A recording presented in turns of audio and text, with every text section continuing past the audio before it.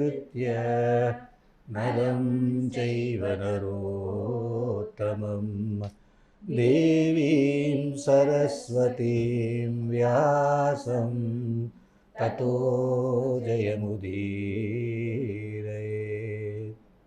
Now, so just 4 verses that we have seen Rama has said actually. Niyatihi is the heart of it. So what is he saying? In the sense that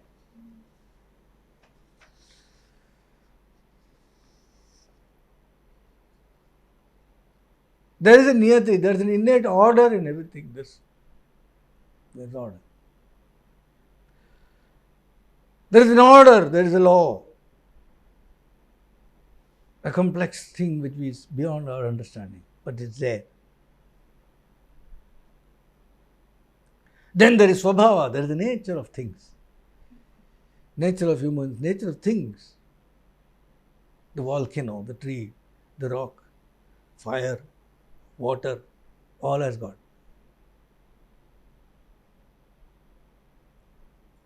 There is destiny. And then this destiny, it is relentless, it gives fruits of actions without saying who, what. Inevitably, you get what is due. And then there is Kala. You can look upon it as time, as the ordainer who is watches and controls all this, whether it is the Swabhava, whether it is the Niyati, whether it is the destiny, the fruits to be given, all of that. And that Kala, you can call as Supreme God. Krishna says, I am Kala in Bhagavad Gita. So there is this is the landscape you are in. There is an order of things, you have your own Swabhava, there are things you have done, there is destiny, there is interplay of around you, all this is linked. Destiny, there is time, there is God, all of this. Within all this, what you need to have, self-restraint, self-control, and be aligned to dharma and negotiate this labyrinth of all these forces that you are stuck in. Very, very responsibly. Very, very responsibly, without getting affected either this way or that. This is what Rama is saying in these 4 verses, in some sense, to Tara, Angada and to Sugriva. And he tells them, Vali, the king of monkeys, is now restored to harmony. He has been restored to his true nature. He has attained the fruit of his actions commensurate with dharma, artha and kama. He has attained those fruits in this world itself and he has departed.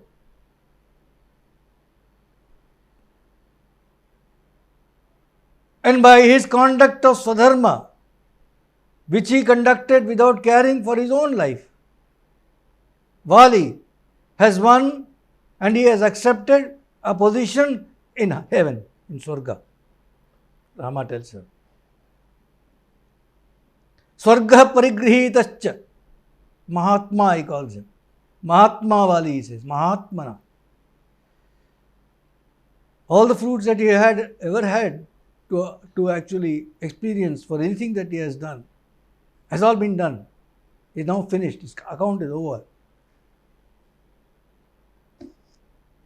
I have closed it. He has attained heaven. He has won heaven, he says. He has won heaven.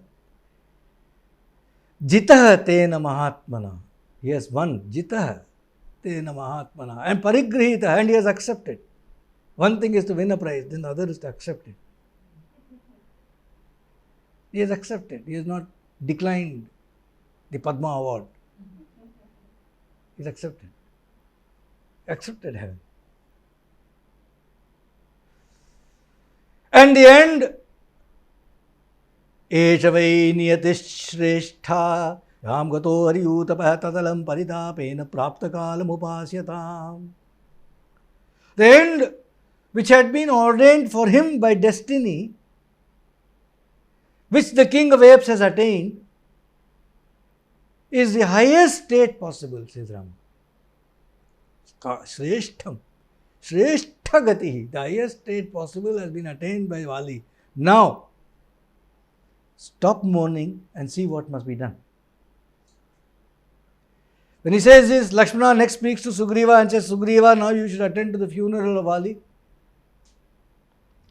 You should now, along with Tara and Angada, give orders for the collection of large quantities of firewood, including sandalwood and wood of other fragrant trees, for the cremation of Vali. Please also console and cheer Angada. And he tells Sugriva, you must not behave like a child. The kingdom is now in your hands. Let Angada go bring flowers, let him bring clothes, oil, ghee, scents and other things needed for the cremation. Tara, you may please go and bring Vali's palanquin. And expediting, hastily doing things fast is always a matter of virtue, especially on occasions like this. It's most proper to do things quickly. He tells Tara, fetch the palanquin. Let strong and capable apes be ready for carrying Vali on the palanquin to the funeral pyre. And Tara, no sooner Lakshmana had spoken, went in all haste and returned quickly, fetching the palanquin. Apes bringing the palanquin. Vali's palanquin, a divinely beautiful palanquin, Valmiki describes. It was fashioned like a chariot with a lofty seat for a king. That palanquin was the handiwork of Vishwakarma, Indra's son. It had splendid woodwork with carvings of birds and trees and flowers and ornaments. It was wide and it had grilled windows. And there was an artificial hill in that palanquin for sport, monkey.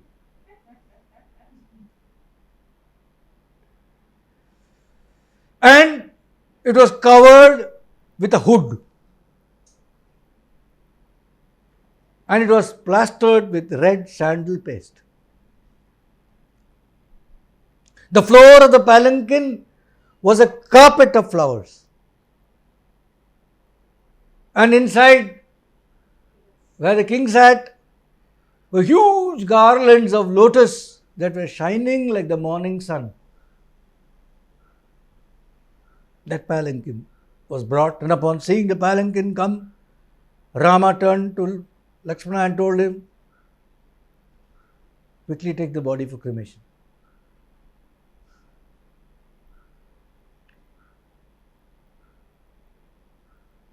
The beauty of the palanquin didn't matter to him. Served the purpose. It was to take Vali, it was the right palanquin, the royal palanquin has come, take body, let's go. Sugriva, with Angada's help, quickly lifted Vali's body. The two of them lifted Vali's body and placed it in the palanquin. Vali's body was then decorated with flowers and with clothes, and pallbearers were able-bodied monkeys, apes, lifted the palanquin, and Sugriva's orders in advance. Apes, there were a group of apes which went in advance, handing out large quantities of gems and jewelry to everybody on the way.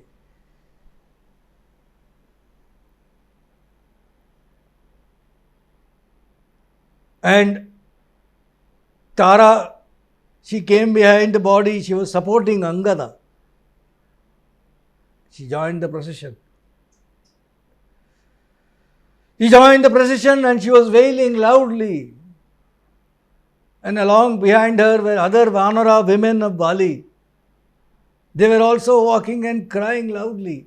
And Valmiki says the weeping of those Vanaris, it sounded as if a whole forest was crying.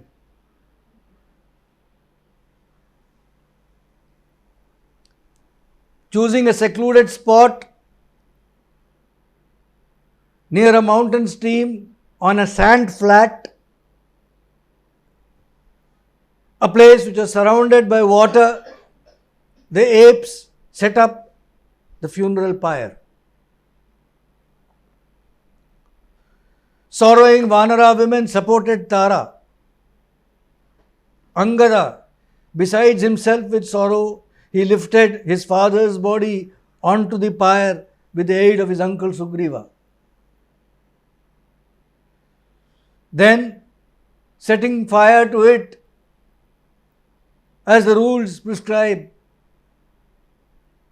Angada, his senses in a whirl, he walked anti-clockwise around the body of his father, who had set off on his last journey. Having cremated Vali, all these apes went to the river, which was nearby, whose water was cold and pure. Angada went first, and then behind him the other apes, along with Tara and Sugriva, they all went to the river and they offered water libations to Vali's spirit, Tarpanam.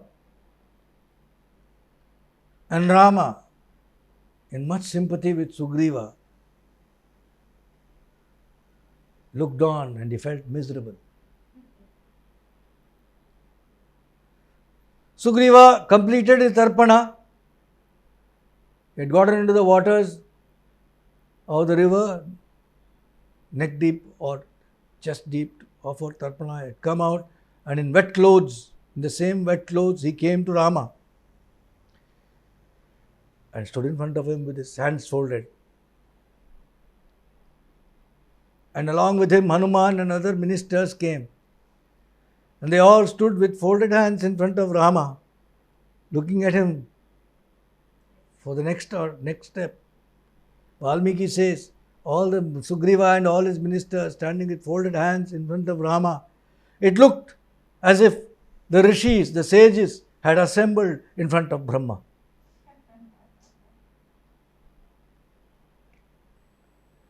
Then the son of wind god, Hanuman, who stood there shining like a golden mountain,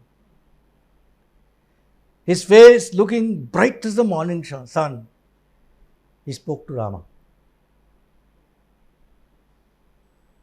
And he said, by your grace, O Lord, Sugriva has obtained a great kingdom. With your permission, he would like to enter the kingdom and attend to the affairs there. He shall be given the coronation bath as king. He wishes that you come. He wishes to offer you signal honors on this occasion. You should come to this beautiful city in the hills, in the hollow of Rishyamukha, to the city of Kishkinda. And you should please accept our king's tribute and give us joy.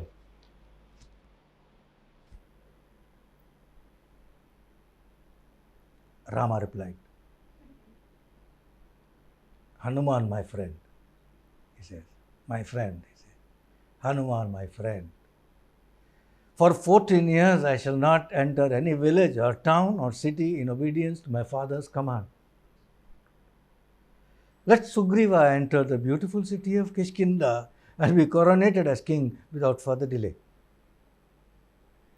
Rama then turned to Sugriva and said, install Angada as the crown prince. He is the son of your elder brother and is his equal in all respect. He is his equal in valor. Install him as the Yuva Raja. He is eminently worthy of holding that office. Then he told next, the first point he had, first order to Sugriva is Angada. Second, tells Sugriva, we are now in the month of Shravana, Avani. We are now in the month of Shravana, the first of the 4 months of rains. And in this month, my friend, it rains heavily. This is not the time for expedition. I shall live in the mountain with Lakshmana. This is a delightful place. I shall live here. In the month of Kartika, you should make all efforts to slay Ravana. Order 2. Kartika. Now Shravana, rain over, Kartika, you got to get. This being understood, my friend, you may go now. This being understood, my friend, you may go home now. And be crowned as king and bring joy to the hearts of your friends. You may go. He lets him leave. We will take leave today at this point as well and start next class with the coronation of Sugriva and beyond.